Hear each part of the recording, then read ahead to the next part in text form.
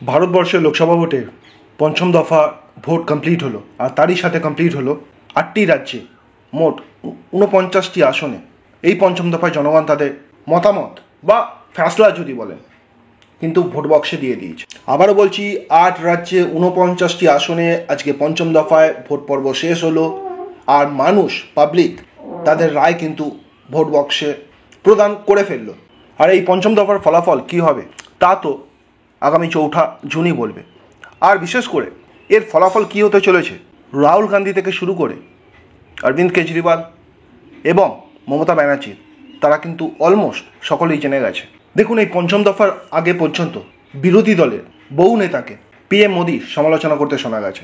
এই পঞ্চম দফা যেটা আজকে হয়ে গেল এবং ষষ্ঠ দফা এবং সপ্তম দফা তো এই লোকসভা ভোটে পাওয়ার প্লে রোল কিন্তু পালন করতে চলেছে। পাওয়ার প্লে আপনারা জানেন, পরিচিত একটি শব্দ যেটা ক্রিকেট খেলাতে আমরা হয়ে থাকে জানি। পিএম মোদির স্কোর কতটা বাড়বে তা কিন্তু এই পঞ্চম দফা, ষষ্ঠ দফা এবং সপ্তম দফা, যেটাকে আমরা পাওয়ার প্লে বলছি, ডিসাইডার হবে। মানে এই 3টে ফেজেতেই কিন্তু ক্লিয়ার হয়ে যাবে যে মোদিজি সেট করা টার্গেট 400 পার হবে কি হবে না, আর অপরদিকে রাহুল গান্ধী মোদিজির ব্যাপারে যে কথা বলেছেন সেটা সত্যি হবে কি হবে না। আর তারই জন্য দর্শক বন্ধুরা আমরা রেডি করেছি যে লাস্টবার 2019 সালে কি হয়েছিল এই 3টি ফেজে, বিজেপি গ্রাফ কতটা ঊর্ধ্বমুখী ছিল, বিজেপির স্কোর কী ছিল, আর 2024-এ কী হতে চলেছে। সম্পূর্ণ সেই ডেটাবেস রেডি আছে আমাদের। সেটা জানতেই আপনারা এই ভিডিওটি স্কিপ না করে সম্পূর্ণ দেখার আপনাদের কাছে অনুরোধ রইল, কারণ ভিডিওটি খুবই একটি ইনফরমেটিভ ভিডিও। আর যদি ভালো লাগে অবশ্যই কিন্তু একটা করে লাইক আর শেয়ার করবেন। চলুন, আমি সীমান্ত আপনাদের সকলকে Bengal job with study YouTube চ্যানেলে স্বাগত জানালাম। দেখুন, আপনারা এই যে পরের 3টি ফেজ, আজকে পঞ্চম দফা হয়ে গেল, ষষ্ঠ দফা এবং সপ্তম দফা, এই 3টি দফাতে, এই 3টি ফেজেতে মোট কিন্তু দেশের 164টি আসনে ভোট হতে চলেছে। তার মধ্যে আজকে ছিল 20 মে পঞ্চম দফার ভোট হলো, যেখানে মোট আসন সংখ্যা কিন্তু 49টি। আর এই 49টার মধ্যে বিজেপি তাদের মাইন্ডসেট যেটা করেছে সেটা হলো 40 অ্যাট এনি কস্ট টু পেতে হবে, এটা টার্গেট সেট করে এগিয়েছে।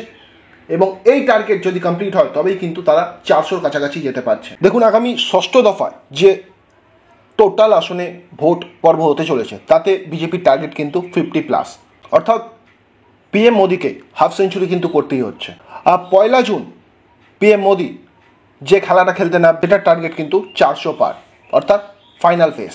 ইতিমধ্যেই আমাদের দেশের স্বরাষ্ট্রমন্ত্রী অমিত শাহজি দাবি করে বসেছে যে বিজেপি অলরেডি কিন্তু 272 সিট পেয়ে গেছে। আর অমিত শাহের যদি এই দাবিকে আমরা সত্যি বলে মনে করি, সেক্ষেত্রে আজ পঞ্চম দফা এবং ষষ্ঠ দফা এবং সপ্তম দফা ভোট কিন্তু অতি গুরুত্বপূর্ণ হতে চলেছে বিজেপি পার্টির কাছে। অর্থাৎ 2024-এর লোকসভা ভোটে 3 ওভারের পাওয়ার প্লে, অর্থাৎ আজকে পঞ্চম দফা হলো, ষষ্ঠ দফা এবং সপ্তম দফা, এই যে 3টে ফেজ, 3টেকে পাওয়ার প্লে বলছি, এই 3টি পাওয়ার প্লে কিন্তু শুরু হয়ে গেছে। আর সেখানে স্বয়ং ব্যাট করছে, ব্যাটের ভূমিকায় কিন্তু পিএম মোদি। আর পিএম মোদি যখন কোনো টার্গেট সেট করে, সেটা যে হাওয়ায় কথা বলে না, সেটা কিন্তু বিরোধী দল অর্থাৎ ইন্ডিয়া অ্যালায়েন্সের সমস্ত নেতারাই জানে। কোনো জিনিসের সম্পূর্ণ পরিকল্পনা করেই কিন্তু পিএম মোদি সেটাকে অ্যানাউন্সমেন্ট করে। চলুন এবার এই স্ট্যাকটা আমরা দেখিনি। এখনো পর্যন্ত 4খানা দফায় ভোট হয়ে গেছে, আজকে পঞ্চম দফা হচ্ছে। তো 4টে দফা মিলিয়ে মোট কিন্তু 379টি আসনে কিন্তু ইতিমধ্যেই লড়াই হয়ে গেছে। এবং যেখানে অমিত শাহের দাবি যদি আমরা সত্যি বলে মনে করি, এই 379টি আসনে 272+ কিন্তু বিজেপি নাকি আছে। এবার দেখুন এই স্ট্যাটটা, ফেজ 5 অর্থাৎ পঞ্চম দফায় 49টি সিটে কিন্তু লড়াই হলো, ষষ্ঠ ফেজে 58টি সিটে কিন্তু লড়াই হবে। আর যে সপ্তম ফেজ থাকবে, final phase, final power play, তাতে কিন্তু 57টি সিট থাকবে। মোট এখনো পর্যন্ত পঞ্চম, ষষ্ঠ আর সপ্তম এই 3টি দফা মিলিয়ে মোট 164টি সিটে কিন্তু লড়াই হচ্ছে।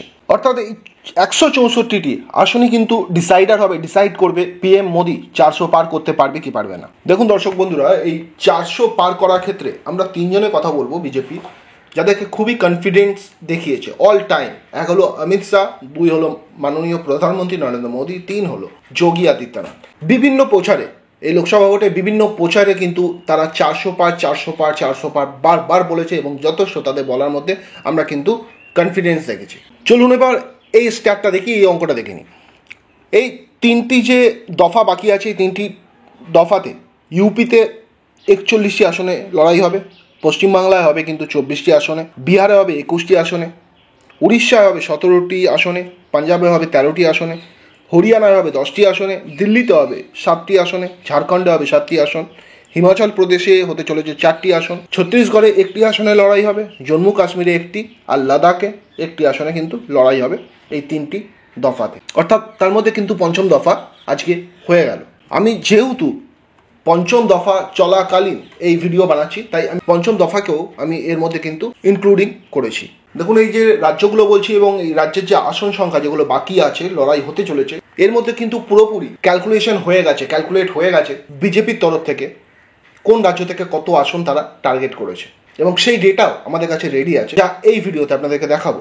দেখুন, সবার প্রথম আমি উত্তরপ্রদেশ নিয়ে আলোচনা করব। উত্তরপ্রদেশে মোট এই তিনটি দফা মিলিয়ে 41টি আসনে কিন্তু লড়াই হতে চলেছে, এবং যদি 2019 সালের রেকর্ডের দিকে আমরা তাকাই, 2019-এর ডেটা বলছে এই 41টি আসনের মধ্যে তিনটি দফায়, ফাইনাল তিনটি দফাতে বিজেপির স্কোর ছিল এই উত্তরপ্রদেশ থেকে 33টি, বিএসপি পেয়েছিল 6টি, এসপি পেয়েছিল অর্থাৎ সমাজবাদী পার্টি পেয়েছিল 1টি, এবং কংগ্রেস পেয়েছিল কিন্তু 1টি। আর 2024-এ ডেটা যেটা বলছে, গ্রাউন্ড রিপোর্ট যেটা বলছে, দর্শক বন্ধুরা শুনলে আপনারা চমকে যাবেন। অর্থাৎ এই 41টি আসনের মধ্যে ইউপি থেকে আসতে পারে প্রায় 40টি আসন, বলছে কিন্তু এক্সপার্টরা। অর্থাৎ পুরোপুরি ইউপি জুড়ে কিন্তু একটি মোদি সুনামি বা মোদি ঝড় কিন্তু আসতে চলেছে এই 4 তারিখের রেজাল্টে। আর এইটা পসিবল হচ্ছে কারণ এই উত্তরপ্রদেশে যারা বিরোধী দল আছে, বিশেষ করে আমি সমাজবাদী পার্টির কথা বলবো, একদম কিন্তু দর্শক বন্ধুরা ধুঁকছে, আর সেই সুযোগটাই কিন্তু পুরোপুরি নিয়ে নিয়েছে ভারতীয় জনতা পার্টি। সমাজবাদী পার্টির এই উত্তরপ্রদেশে কামব্যাক করা খুবই মুশকিল, আর যার ফলস্বরূপ গতবারে 33টি আসন কিন্তু 40টি আসনে কনভার্ট হতে চলেছে বিজেপির পক্ষ থেকে। এটা কিন্তু পরিষ্কার ক্লিয়ার হয়েছে যে উত্তরপ্রদেশে 2019-এ বিজেপির শক্তি যেই জায়গায় ছিল, 2024-এ দাঁড়িয়ে বিজেপির শক্তি সেখানে প্রচুর পরিমাণে কিন্তু বেড়েছে। আর যদি উত্তরপ্রদেশ থেকে এই 41টি সিটের মধ্যে 40টি আসন যদি বিজেপি পেয়ে যায়, তাহলে স্বরাষ্ট্রমন্ত্রী অমিত শাহ যে দাবিটা করেছে যে এই চতুর্থ দফার মধ্যে তারা 272+ সিট কিন্তু দখল করে ফেলেছে, তাহলে 272-এর সাথে 40 প্লাস করলে কিন্তু দাঁড়াচ্ছে 312টি কিন্তু আসন কিন্তু বিজেপি দখলে এসে যাচ্ছে। এরপরে আসি আমরা পশ্চিমবঙ্গের দিকে। দেখুন, পশ্চিমবঙ্গ কিন্তু এবছর বিজেপির একটি টার্নিং পয়েন্ট। পশ্চিমবঙ্গ অর্থাৎ যাকে আমরা টার্নিং পিচ বলে থাকি ক্রিকেটের ভাষা, সেই টার্নিং পিচ বা টার্নিং পয়েন্ট কিন্তু এবছর পশ্চিমবঙ্গ। এখান থেকে সিট আসন সংখ্যা কিন্তু বিজেপি বাড়ছে। এই পঞ্চম, ষষ্ঠ এবং সপ্তম দফা মোট 3টি ফেজ মিলিয়ে পশ্চিমবঙ্গে কিন্তু 24টি আসনে লড়াই হবে। যদি 2019-এর অঙ্কের দিকে তাকাই, 2019 সালে এই 24টি আসনে বিজেপি পেয়েছিল কিন্তু 8টি আসন। আর আপনারা সকলেই জানেন এবছর বিজেপি পশ্চিমবঙ্গ থেকে কিন্তু 30+ এবং অনেক বিজেপির অনেক বড় বড় নেতা মন্ত্রীদের 35টা পর্যন্ত বলতে দেখা যায়। অর্থাৎ বিজেপির পশ্চিমবঙ্গ থেকে যে আসন সংখ্যা টার্গেট করেছে সেটা হলো 30 থেকে 35। দর্শক বন্ধুরা, এই পশ্চিমবঙ্গের ক্ষেত্রে এই প্রথম কিন্তু আমরা দেখছি শাসক দলের নেত্রী মমতা বন্দ্যোপাধ্যায়কে পুরোপুরি ডিফেন্সিভ মোডে চলে গেছে। আর প্রথমবার আমরা দেখছি বিজেপিকে অর্থাৎ ভারতীয় জনতা পার্টিকে পুরোপুরি অ্যাগ্রেসিভ মোডে যেতে। এই প্রথমবার কিন্তু দেখা যাচ্ছে। আপনারা যদি ভালোভাবে যদি একটু লক্ষ্য দেন, এটাই হচ্ছে।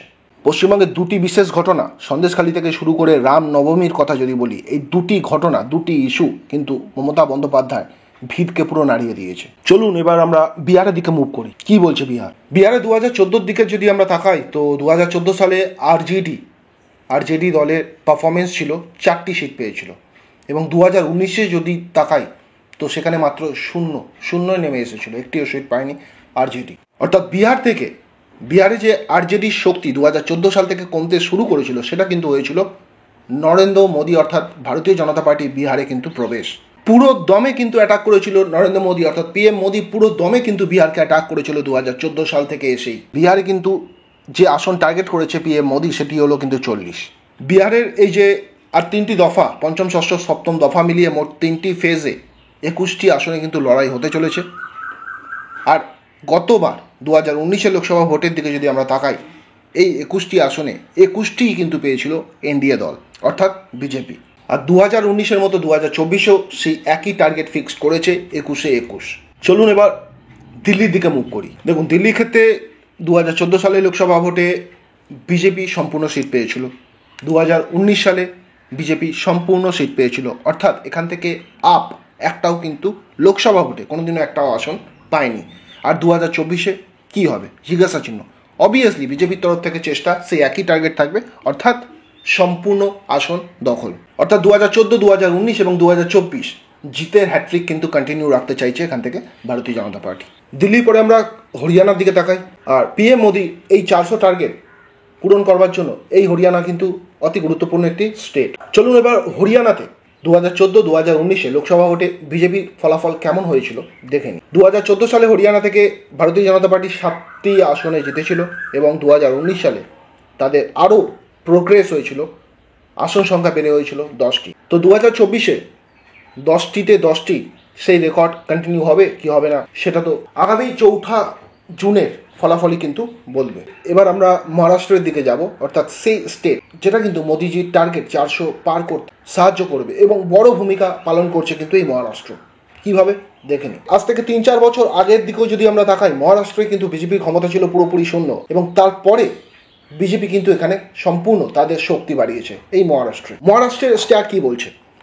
আজকে পঞ্চম দফা 20শে মেতে মহারাষ্ট্রে 13টি সিটে কিন্তু ভোটিং হয়েছে। আর আবারও বলছি দর্শক বন্ধুরা, মহারাষ্ট্রে কিন্তু এবছর 2024-এর লোকসভা ভোটে দাঁড়িয়ে বলছি বিজেপি কিন্তু একটি ভালো সুবিধাজনক জায়গাতে কিন্তু বিজেপি দাঁড়িয়ে আছে। দেখুন, পঞ্চম, ষষ্ঠ এবং সপ্তম দফা মিলিয়ে মোট ঝাড়খণ্ডে কিন্তু 10টি আসনে লড়াই হবে এবং 2019 সালের রেকর্ডের দিকে যদি আমরা দেখাই, 2019 সালে এই 10টি আসনের মধ্যে 9টি আসনে কিন্তু এনডিএ ভারতীয় জনতা পার্টি জিতেছিল। তাহলে 2024-এ আপনারা কি এক্সপেক্ট করছেন, কি হবে?